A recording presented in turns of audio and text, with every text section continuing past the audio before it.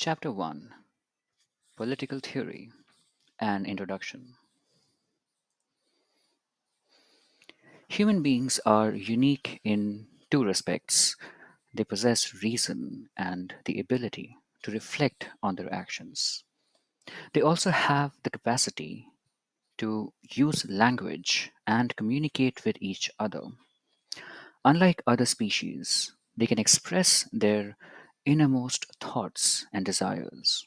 They can share their ideas and discuss what they consider to be good and desirable. Political theory has its roots in the twin aspects of human self. It analyzes certain basic questions, such as how should society be organized? How do we need government? What is the best form of government? Does law limit our freedom? What does the state owe its citizens? What do we owe each other as citizens? Political theory examines questions of this kind and systematically thinks about the values that inform political life. Values such as freedom, equality, and justice. It explains the meaning and significance of these and other related concepts. It clarifies the existing definitions of these concepts by focusing on some of the more major political thinkers of the past and present. It also examines the extent to which freedom or equality are actually present in the institutions that we participate in. Everyday life, such as schools, shops, buses, or trains, or government offices. At an advanced level, it looks at whether existing definitions are adequate and how existing institutions, governments, bureaucracy, and policy practices must be modified to become more democratic. The objective of political theory is to train citizens to think rationally about political questions and assess the political events of our time.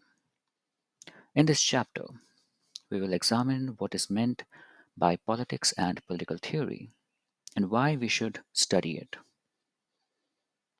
What is politics? You would have noticed that people have different ideas about what politics is.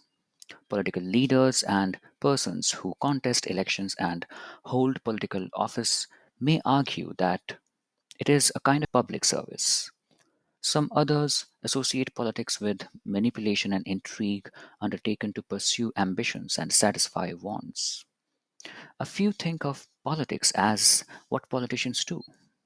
If they see politicians defecting from parties, making false promises and tall claims, manipulating different sections, pursuing personal or group interest ruthlessly, and in worst cases, stooping to crime, they link politics with scams.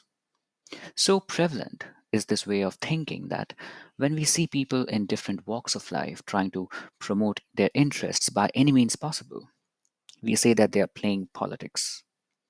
If we see a cricketer manipulating to stay in the team, or a fellow student trying to use his father's position, or a colleague in office mindlessly agreeing with the boss, we say that he or she is playing dirty politics.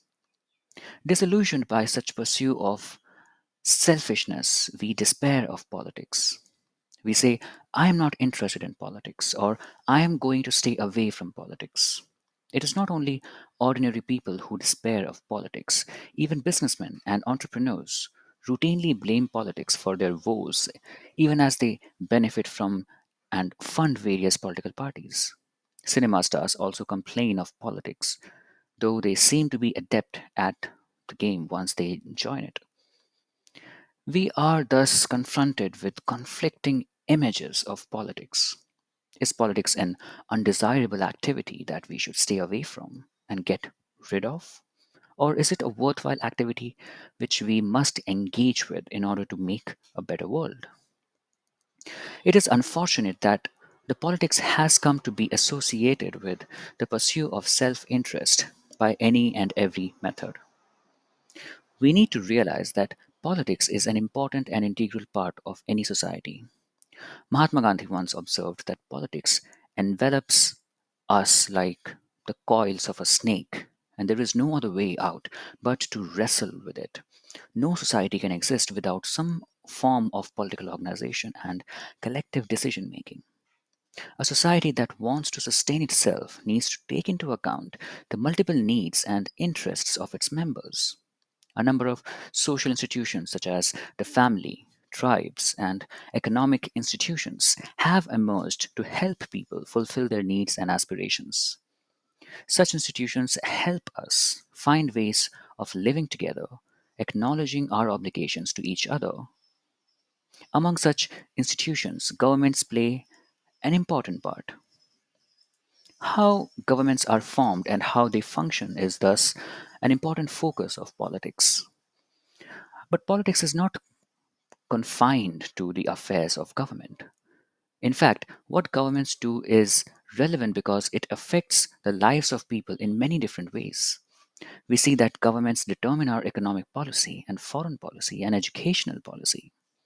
These policies can help to improve the lives of people, but an inefficient or corrupt government can also endanger people's lives and security. If the government in power allows any conflicts to become violent, markets close down, and schools are shut, these disrupt our lives.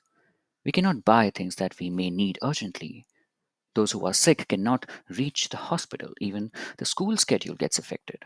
Syllabi cannot be completed, and we may have to take extra coaching for exams and pay tuition fees. If, on the other hand, the government makes policies to increase literacy and employment, we may get an opportunity to go to a good school and get a decent job. Since the actions of the government affect us deeply, we take a lively interest in what the governments do. We form associations and organize campaigns to articulate our demands. We disagree with the policies of the government. I'm sorry. We negotiate with others and try to shape the goals that governments pursue. When we disagree with the policies of the government, we protest and organize demonstrations to persuade the governments to change the existing laws. We passionately debate the actions of our representatives and discuss whether the corruption has increased or decreased.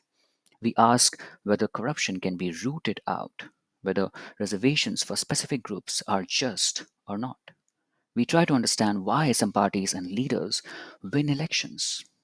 In this way, we look at we look for the rationale underlying the prevalent chaos and decay and aspire to create a better world.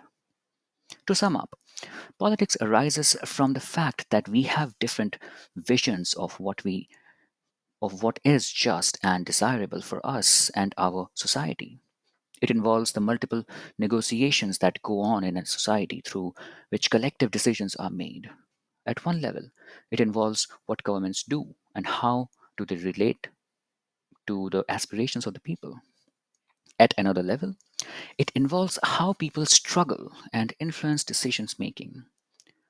People may be said to engage in political activity whenever they negotiate with each other and take part in collective activities which are designed to promote social development and help to resolve common problems. What do we study in political theory? If we look around us, we see would be movement, development, and change. But if we look deeper, we would also see certain values like democracy, certain values like principles that have inspired people and guided policies, ideas like democracies, freedom, or equality, for instance. Different countries may try to protect such values by enshrining them in their constitutions, as is the case with American and Indian constitution. These documents did not just emerge overnight. They are built upon the ideas and principles debated almost since the time of Kautilya, Aristotle to Jean-Jacques Rousseau, Karl Marx, Mahatma Gandhi, and Dr. B.R. Ambedkar. As far back as the 5th century BC, Plato and Aristotle discussed with their students whether monarchy or democracy was better. In modern times, Rousseau first argued for freedom as a fundamental right of humankind. Karl Marx argued that equality was as crucial as freedom. Closer home, Mahatma Gandhi discussed the meaning of genuine freedom or Swaraj in his book Hind Swaraj. Dr. Ambedkar vigorously argued that scheduled castes must be considered a minority and, as such, must receive special protection. These ideas find their place in the Indian Constitution. Our preamble enshrines freedom and equality. The chapter on rights in the Indian Constitution abolishes untouchability in any form. Gandhian principles find a place in directive principles. Political theory deals with the ideas and principles that shape constitutions, governments, and social life in a systematic manner. It clarifies that the meaning of concepts such as freedom, equality, justice, democracy, secularism, and so on. It probes the significance of principles such as the rule of law, separation of powers, judicial review, etc. This is done by examining the arguments advanced by different thinkers in defense of these concepts. Though Rousseau and Marx or Gandhi did not become politicians, their ideas influenced generations of politicians everywhere. There are also contemporary thinkers who draw upon them to defend freedom of democracy in our own time. Besides examining arguments, political theorists also reflect upon our current political experiences and point out trends and possibilities for the future. But is all this relevant for us now? Have we not already achieved freedom and democracy? While India is free and independent, questions regarding freedom and equality have not ceased to crop up. This is because issues concerning freedom, equality, democracy arise in many areas of social life, and they are being implemented in different sectors of different paces. For instance, although equality may exist in the political sphere in the form of equal rights, it may not exist to the same extent, in the economic or social spheres. People may enjoy equal political rights but still be discriminated against socially because of their caste or poverty. Some people may have a privileged place in society, while others are deprived even of basic necessities. Some are able to achieve whatever goals they set for themselves, while many are unable to even go to schools so that they can have decent jobs in the future. For them, freedom is still a distant dream. Secondly, though freedom is guaranteed in our Constitution, we encounter new interpretations all the time. This is a bit like playing a game. As we play chess or cricket, we learn how to interpret rules. In the process, we discover new and broader meanings of the game itself. Similarly, the fundamental rights guaranteed by our Constitution are continually being reinterpreted in response to new circumstances. For instance, the right to life has been interpreted by the courts to include the right to livelihood. The right to information has been granted through a new law. Societies frequently encounter new challenges which generate new interpretations. The fundamental rights guaranteed by our Constitution have been amended and expanded over time through judicial interpretations and government policies, which are designed to address new problems. Thirdly, as our world changes, we may discover new dimensions of our freedom as well as new threats to freedom. For instance, the global communications technology is making it easier for activists to network with one another across the world, protecting tribal cultures or forests. But it also enables terrorists and criminals to network. Moreover, internet commerce is all set to increase in the future. This means that the information we give about ourselves online to buy goods and services must be protected. So even though netizens, citizens of internet, do not like government control, they recognize that some form of regulation is necessary to safeguard individual security and privacy. As a result, questions are raised regarding how much freedom should be given to people using the net. For instance, should they be allowed to send unsolicited email messages to strangers? Can you advertise your products in chat rooms? Should governments be allowed to read private emails to track down terrorists? How much regulation is justified for, and who should regulate? Governments or some private regulators? Political theory has a lot to teach us about possible answers to these questions and is therefore very relevant. Putting political theory to practice. In this textbook, we confine ourselves to one aspect of political theory, that which deals with the origins, meaning, and significance of political ideas that we are familiar with, such as freedom, equality, citizenship, justice, development, nationalism, secularism, and so on. When we begin a debate or argument on any topic, we usually ask, what does it mean and how does it matter? Political theorists have asked what is freedom or equality and provided diverse definitions. Unlike in mathematics, where there can be one definition of a triangle or square, we encounter many definitions of equality or freedom or justice.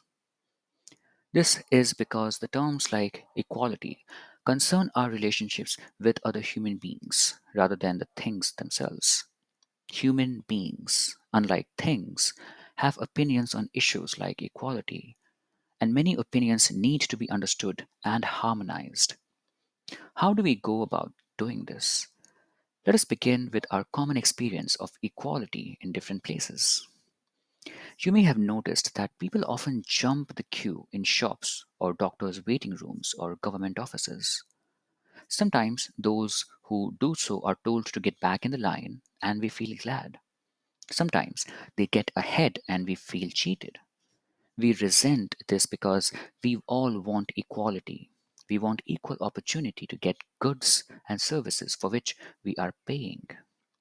So, when we reflect on our experience, we understand that equality means equal opportunity for all. At the same time, if there are separate counters for the old and disabled, we understand that such special treatment may be justified. But what we also notice every day that many poor people cannot go to the shop or to a doctor because they have no money to pay for goods and services. Some of these people could be day laborers who are cutting stones or lugging bricks for long hours. If we are sensitive, we feel that it is not fair that in a society some members cannot even have their basic needs satisfied. We come to realize that equality must involve some kind of fairness so that people are not unduly exploited or disadvantaged by economic factors. Consider the fact that there are many children who cannot go to school because they have to work to feed themselves. And most girl students in poor households are pulled out of school to care for the younger siblings while parents go to work.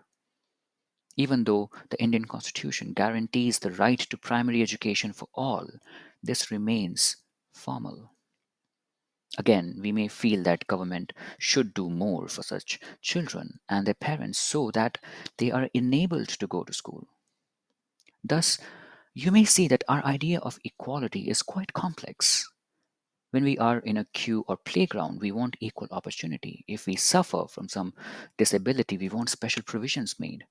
When we cannot even afford basic needs, equal opportunity is not enough. We must be enabled to go to school or get help through proactive measures such as fair distribution of resources, jobs, decent wages, subsidized hospitals, etc.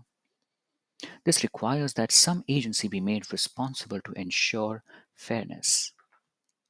So, the reason we have many definitions is because the meaning of equality is dependent on the context.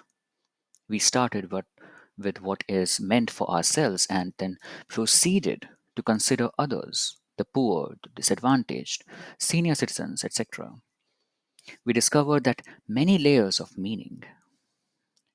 We have been doing political theory without realizing it. Political theorists clarify the meaning of political concepts by looking at how they are understood and used in ordinary language. They also debate and examine the diverse meanings and opinions in a systematic manner. When is equality of opportunity enough? When do people need special treatment? How far and how long should such special treatment be given? Should poor children be given midday meals to encourage them to stay in schools? These are some questions which they address. As you can see, these issues are eminently practical. They provide guidelines for framing public policies on education and employment. As is the case of equality, so also is the case of other concepts. Political theorists engage with everyday opinions, debate possible meanings, and thrash out political notions. Freedom, citizenship, rights, development, justice, equality, nationalism, and secularism are some of the concepts that we will discuss in the following chapter.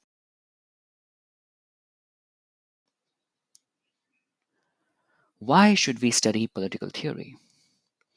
We may have political ideas, but do we need to study political theory? Is it not more suited for politicians who practice politics, or for bureaucrats who make policies, or for those who teach political theory, or for lawyers and judges who interpret the Constitution and laws, or for activists and journalists who expose exploitation and demand new rights? What we do, what do we as high school students gain by knowing the meaning of freedom and equality? First of all, political theory is relevant for all the above target groups. As high school students, we may choose one of the above professions in the future, so indirectly it is relevant for us even now. Do we not learn mathematics, although not all of us will become mathematicians or engineers? Is it not because basic arithmetic is useful to life in general? Secondly, we are all going to be citizens entitled to vote and decide other issues. To act responsibly, it is helpful to have a basic knowledge of the political ideas and institutions that shape the world we live in.